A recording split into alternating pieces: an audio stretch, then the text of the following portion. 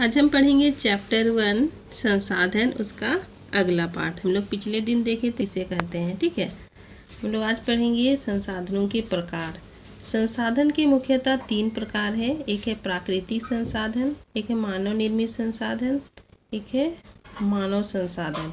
और प्राकृतिक संसाधन के फिर इसको 4 भागों में डिवाइड कर दिया गया है। ठीक है, पहला है उत्पत्ति के आधार पर, फिर दूसरा है विकास और उपयोग के आधार पर, तीसरा है उपयोग के आधार पर, चौथा है वितरण के आधार पर। फिर इनको 2 पार्ट में बांटा गया है। उत्पत्ति के आधार पर इनको अजैव संसाधन और जैव संसाधन में रखा गया है। फिर है विकास और उपयोग के आधार पर, यह है पहला है वास्तविक संसाधन, दूसरा है संभाव्य संसाधन। फिर है तीसरा है उपयोग के आधार पर, पहला है नवीकरणीय संसाधन और दूसरा है अनवीकरणीय संसाधन। फिर है वितरण के आधार पर, पहला है सर्वव्यापी संसाधन और दूसरा है स्थानिक संसाधन। इसको हम लोग आगे समझने का प्रयास करेंगे। देखिए, संसाधनों के प्रकार में पहला है प्राकृतिक संसाधन। प्राकृतिक संसाधन किसे कहते हैं? जो प्राकृतिक द्वारा उपलब्ध होते हैं उसे हम प्राकृतिक संसाधन कहते हैं। जैसे हो गया जल, मृदा, खनिज, वायु, ये सब प्राकृतिक संसाधन के अंतर्गत क्या करते हैं, आते हैं। ठीक है, आगे हम लोग देखेंगे प्राकृतिक संसाधन को 4 भागों में बांटा गया है। वो पहला है विकास एवं उपयोग के आधार पर। विकास एवं उपयोग के आधार पर इसको 2 भागों में बांटा गया है। एक है वास्तविक संसाधन और दूसरा है संभाव्य संसाधन। वास्तविक संसाधन किसे कहते हैं? वास्तविक संसाधन वैसे वास्तविक संसाधन होते हैं जिनकी मात्रा ज्ञात होती है तथा वर्तमान समय में जिसका उपयोग किया जा रहा है। ठीक है, जिसकी मात्रा ज्ञात है वो कौन सा संसाधन है और उसका उपयोग अभी किया जा रहा है, उसे हम वास्तविक संसाधन कहते हैं। जैसे पश्चिम एशिया में खनिज तेल, झारखंड में कोयला, महाराष्ट्र में दक्कन पठार की काली मिट्टी वास्तविक संसाधन के अंतर्गत आते हैं। ठीक है, और फिर दूसरा है संभाव्य संसाधन। संभाव्य संसाधन किसे कहते हैं? संभाव्य संसाधन वैसे संसाधन को कहा जाता है जिसकी मात्रा ज्ञात नहीं है और जिसका उपयोग अभी नहीं हो रहा है, लेकिन आने वाला समय में उसका उपयोग किया जाएगा, उसे संभाव्य संसाधन के अंतर्गत रखते हैं। ठीक है, जैसे देखिए लद्दाख में पाया गया यूरेनियम तथा केरल में तटीय रेत पर पाया जाने वाला मोनाजाइट, ये संभाव्य संसाधन के अंतर्गत आता है। ठीक है, मतलब उसका उपयोग अभी नहीं हो रहा है, लेकिन 200 साल पहले तक तीव्र गति वाले पवनें एक संभाव्य संसाधन थी, लेकिन उसे अब वास्तविक संसाधन का दर्जा दे दिया गया है। ठीक है, आगे देखिए उत्पत्ति के आधार पर इसे मुख्यतः 2 भागों में बांटा गया है। एक है अजैव संसाधन और दूसरा है जैव संसाधन।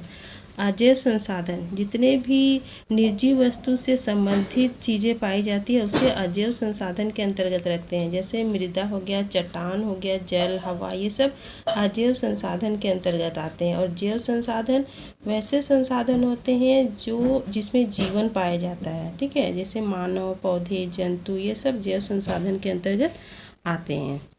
आगे देखिए उपयोग के आधार पर। उपयोग के आधार पर इसे 2 भागों में बांटा गया है। एक नवीकरणीय संसाधन और दूसरा अनवीकरणीय संसाधन। नवीकरणीय संसाधन किसे कहते हैं? जिस संसाधन को हम लोग उपयोग कर रहे हैं और वो संसाधन अगर वो समाप्त हो जा रहा है लेकिन हम उसे पुनः प्राप्त कर सकते हैं, पुनः उपयोग में ला सकते हैं, उसे हम नवीकरणीय संसाधन कहते हैं। जैसे सौर ऊर्जा हो गया, पवन ऊर्जा हो गया, ये सब असीमित संसाधन है, मतलब ये ख़त्म नहीं होगा। ठीक है, इसे हम नवीकरणीय संसाधन कहते हैं। और आगे देखिए यहाँ है दूसरा नंबर में अनवीकरणीय संसाधन। अनवीकरणीय संसाधन किसे कहते हैं? जिस संसाधन को हम एक बार उपयोग करते हैं और वो समाप्त हो जाता है तो उससे हम पुनः प्राप्त नहीं कर सकते या पुनः उपयोग में नहीं ला सकते हैं। उसको उपयोग में लाने हेतु तो लाखों हजारों वर्ष लग सकता है, तो इसे हम अनवीकरणीय संसाधन कहते हैं। जैसे कोयला, पेट्रोलियम, प्राकृतिक गैस, ये सब अनवीकरणीय संसाधन के अंतर्गत आता है। ठीक है, आगे देखिए विकास के आधार पर। विकास के आधार पर इसे 2 भागों में बांटा गया है। वितरण के आधार पर। वितरण के आधार पर इसे दो भागों में बांटा गया है। एक है सर्वव्यापक संसाधन और दूसरा है स्थानिक संसाधन। सर्वव्यापक संसाधन वैसे संसाधन को कहते हैं जो सभी जगह व्याप्त होता है या तो सभी जगह पाया जाता है, उसे हम सर्वव्यापक संसाधन कहते हैं।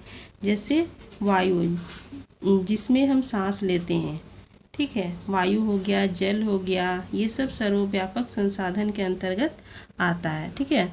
और स्थानिक संसाधन वैसे संसाधन जो किसी खास स्थान पे पाया जाता है, ठीक है, उसे हम स्थानिक संसाधन कहते हैं।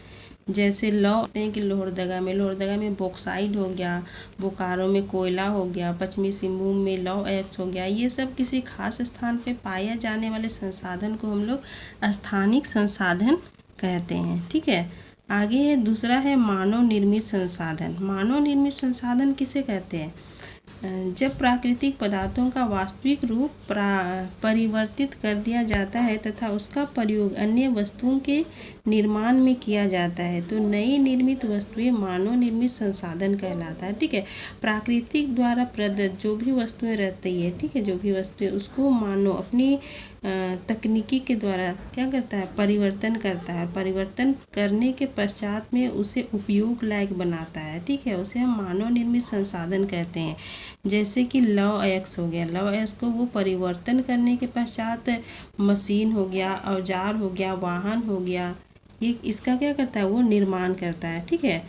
तो ये इसे हम मानव निर्मित संसाधन के अंतर्गत रखते हैं, ठीक है। और तीसरा में देखिए क्या है?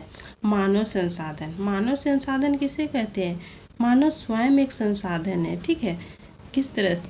वो अपने तकनीकी और कौशलों का विकास करके क्या करता है? वस्तुओं को वो बनाता है, वस्तुओं का निर्माण करता है, ठीक है। तो इसे हम मानव संसाधन कहते हैं। देखिए इसमें क्या बोल रहा है? मानव अपने आप में एक संसाधन है। मानव को संसाधन शारीरिक तथा मानसिक शक्ति तथा संख्या बनाती है। हम जानते हैं वो मानव है, मनुष्य है, तो वो किस तरह से वो शारीरिक रूप से विकास कर रहा है या तो फिर मानसिक रूप से विकास कर रहा है, ये क्या है? महत्वपूर्ण है।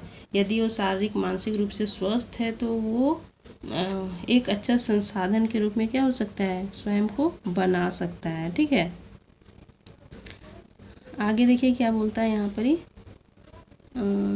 मनुष्य नई वस्तुओं के निर्माण करने के लायक बनता है। वर्ष 2016 ईस्वी से देश के युवाओं में कौशल विकास हेतु प्रधानमंत्री कौशल विकास योजना चलाई जा रही है 2016 से, ठीक है, युवाओं के लिए कौशल विकास है। सो इसमें क्या हो रहा है कि युवाओं को नया नया कौशलों का क्या दिया जा रहा है? जानकारी दिया जा रहा है, और जिससे जिससे क्या हो रहे हैं? वो प्रोत्साहित हो रहे हैं और कार्यों को कर पा रहे हैं, ठीक है। समझ में आया यहाँ तक?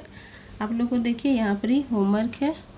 यहाँ पर क्या है? मानव निर्मित किन्हीं 6 संसाधनों के नाम लिखिए, ठीक है। ये होमवर्क है, आप लोग का एक ही होमवर्क रहेगा, घर में बना लीजिएगा, ठीक है। धन्यवाद।